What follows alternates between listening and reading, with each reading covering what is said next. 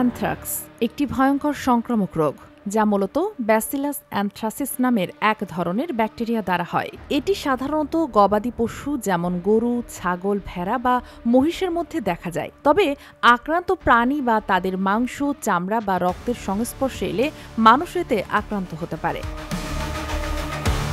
রোগটি মূলত তিনভাবে ছড়ায়: ত্বকের মাধ্যমে, শ্বাসযন্ত্রের মাধ্যমে এবং খাদ্য গ্রহণের মাধ্যমে। সবচেয়ে সাধারণ ধরনটি হল ত্বকের অ্যানথ্রাক্স, যা আক্রান্ত পশুর চামড়া বা মাংসের সংস্পর্শে এলে হয়। আক্রান্ত স্থানে প্রথম ফোস্কা, পরে কালো দাগ দেখা দেয়। গুরুতর অবস্থায় জ্বর, শরীর ব্যথা, এমনকি মৃত্যু পর্যন্ত ঘটতে পারে। শ্বাসযন্ত্রের মাধ্যমে অ্যানথ্রাক্স হলে সেটি সবচেয়ে বিপজ্জনক ধরন, কারণ এটি দ্রুত ফুসফুসে সংক্রমণ ঘটায়। আবার অপর্যাপ্তভাবে রান্না করা মাংস খেলে খাদ্যজনিত অ্যানথ্রাক্সও হতে পারে।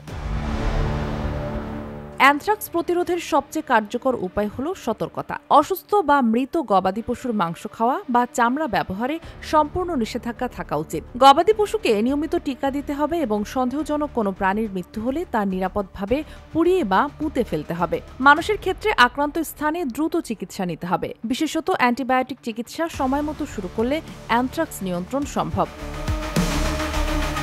অ্যানথ্রাক্স কোনো আধুনিক রোগ নয়, কিন্তু এর সংক্রমণ এখনও গুরুতর হুমকি হয়ে আছে গ্রামীণ পশুপালন অঞ্চলে। সচেতনতা ও সময়মতো পদক্ষেপই পারে এই রোগ থেকে প্রাণ ও জীবিকা দুটোই রক্ষা করতে। Sheikh Masuma, daily our, Bangladesh.